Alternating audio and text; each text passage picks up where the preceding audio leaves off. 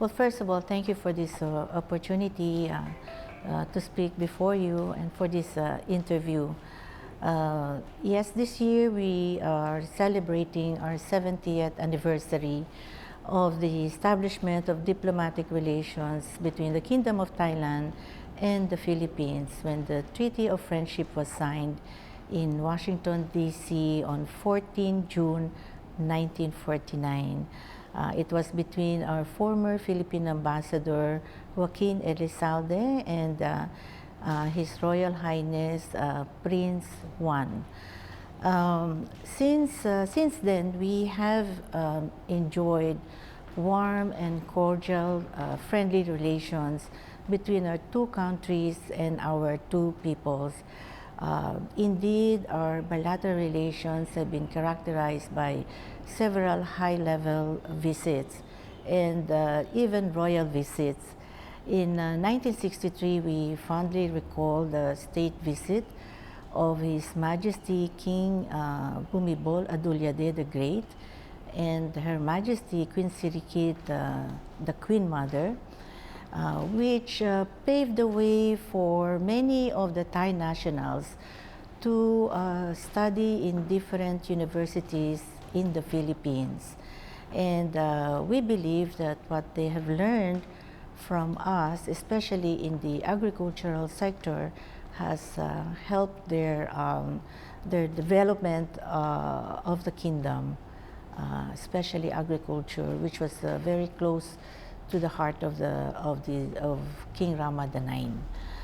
So, and also recently, we were deeply honored by the visit of Her Royal Highness Princess Maha Chakri Sirinton early this month on June 3 and 4. She brought with her 80 military cadets to visit some sites in Cebu. This was the Magellan Cross as well as the Basilica of Santo Niño. And also to visit two schools in Antipolo where she has her royal projects, and two schools in Antipolo. So of course we've also had visits by high-ranking officials.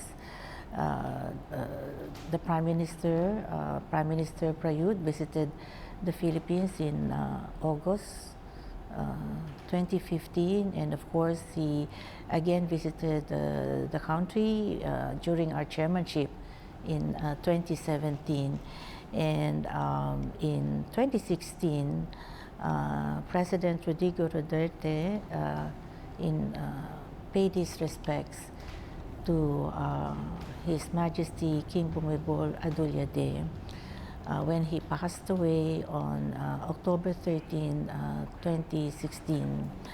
This gesture of the President was deeply touched by many of the Thais here. The expressions of condolence by the President to the royal family, to the government and people of Thailand. And it was during his 70th year of reign that that ASEAN was established here, and we were also one of the original signatories of the Bangkok Declaration that established ASEAN. So our relations have been very warm and close. Also our trade relations, our trade has been increasing.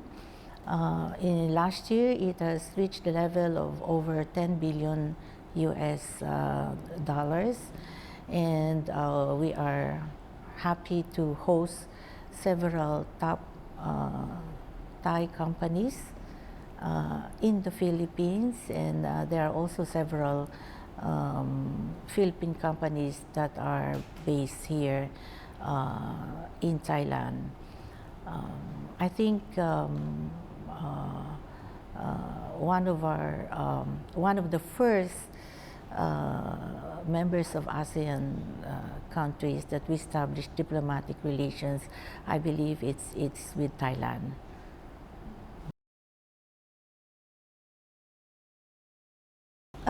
The Filipinos here in Thailand are highly considered by the Thai people. They are considered as highly skilled. There are many here who are teachers in English, and many are in the professional level. They are employed in international organizations, in hotels, in different foreign companies. There are also those who are employed in the entertainment industry, like in Phuket and in Pattaya, in some of the hotels, as we Filipinos are known for our talent in singing and in playing instruments. So in general, I believe our people here are warmly received by the host country, by the people of Thailand.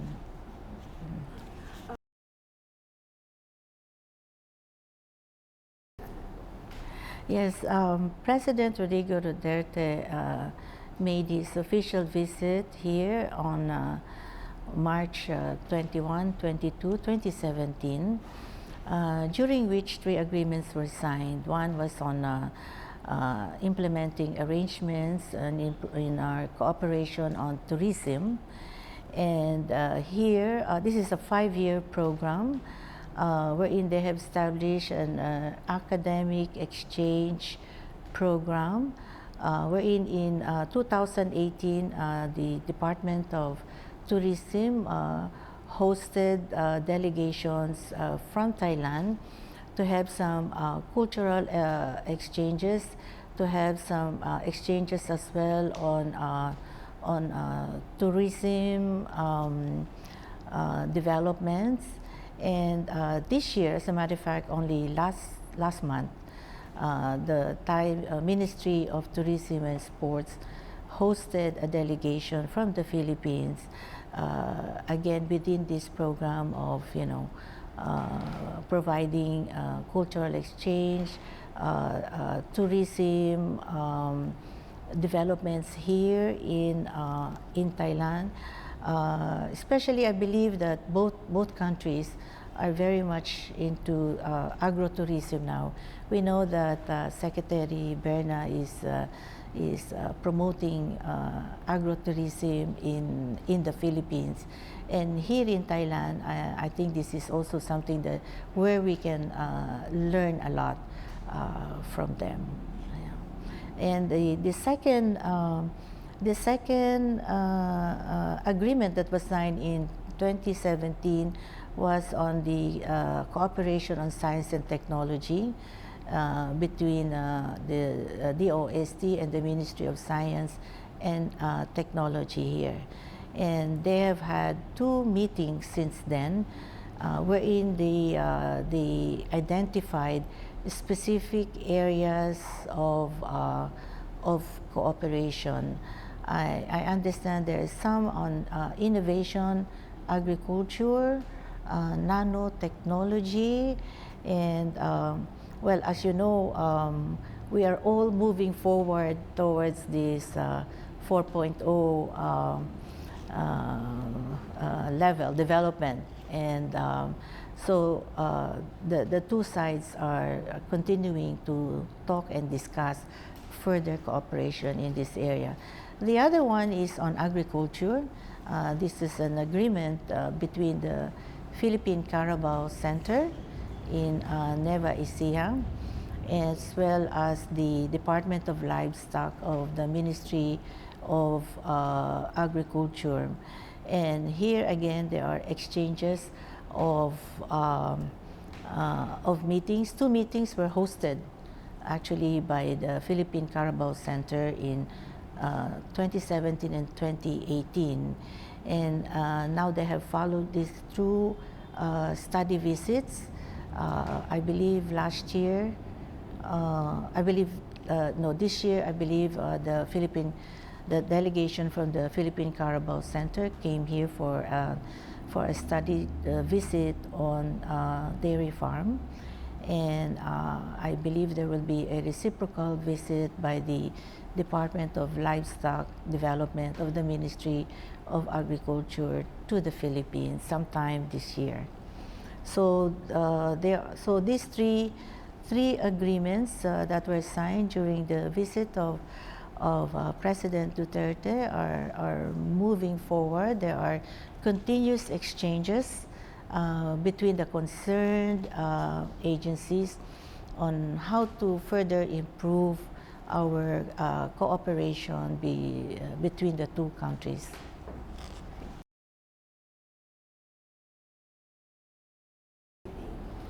Yes, this year's theme of Thailand's chairmanship of ASEAN is advancing partnership, which they took on from our theme in 2017.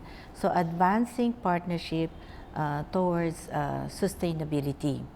Of course, sustainability is extremely important for the ASEAN community, wherein we would like to be to have a continuing participation or opportunity for us to push for the Philippine advocacies which we have put forward during our chairmanship. So our participation in all ASEAN summits, especially at the level of the summit, the Leaders Summit, is an extremely important opportunity for us to be part of developing an ASEAN community that is people-oriented, people-centered, that will uplift the livelihood of all the people in the region, and wherein no one is left behind.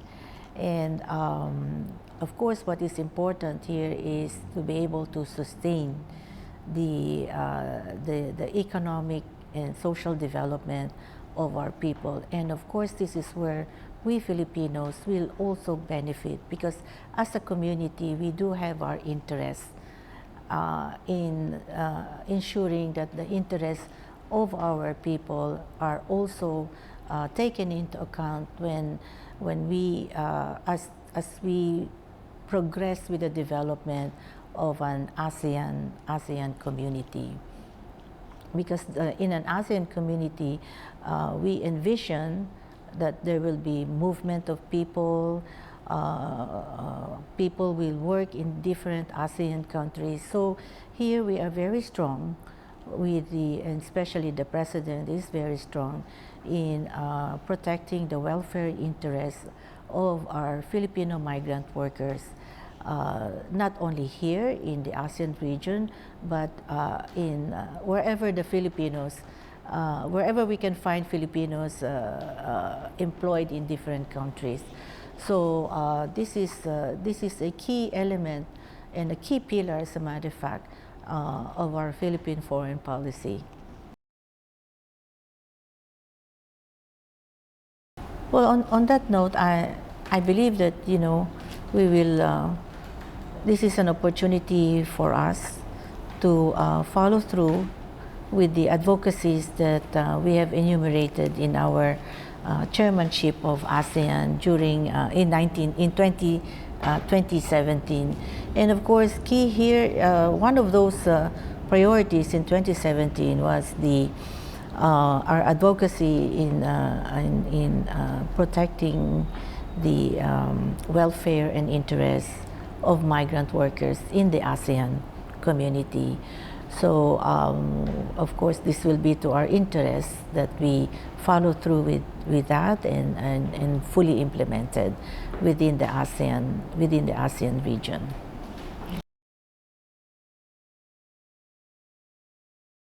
Well, I believe that the President has delivered many of his promises. Our economy is doing well. In the past 3 years, from 2016 to 2018, our economic growth rate has been over 6%. Our economy is one of the fastest growing economies in the region, and the President has put in place many of the pro-poor program. Indeed, this year, the Magna Carta for the poor was passed and signed by the President, which recognizes the rights of the poor to food, to education, health, among others. And indeed, we now have free tuition fee for tertiary education in our state universities. We have universal health care, among others. So we would like to wish the President all success in his future endeavors in the remaining 3 years of his presidency. Of course, one of his advocacy is also the concerns that he has for our overseas workers, and we continue to be in touch with our overseas workers here to help them in their times of need, and to make sure that their rights are also protected here. So, and this is one of the important things that we need to push through in our ASEAN meetings, the protection of our migrant workers in our region.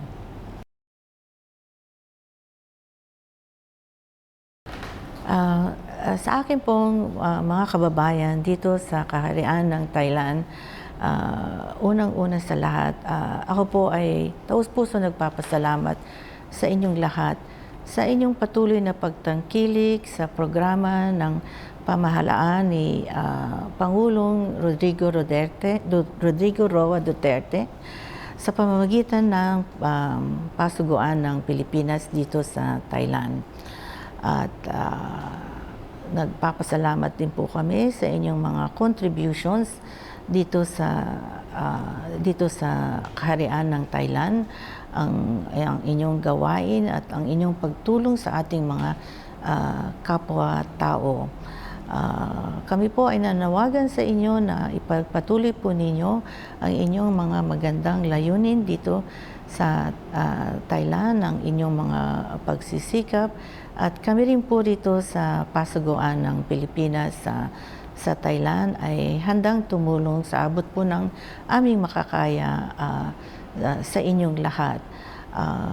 Tayo po ay sama-sama magtulungan para sa kauunlad hindi lamang po ng ating mga kababayan dito sa Kaharian ng Thailand, kundi lalong-lalo na sa ating mga kababayan sa ating bansang Pilipinas. Salamat po sa inyong lahat.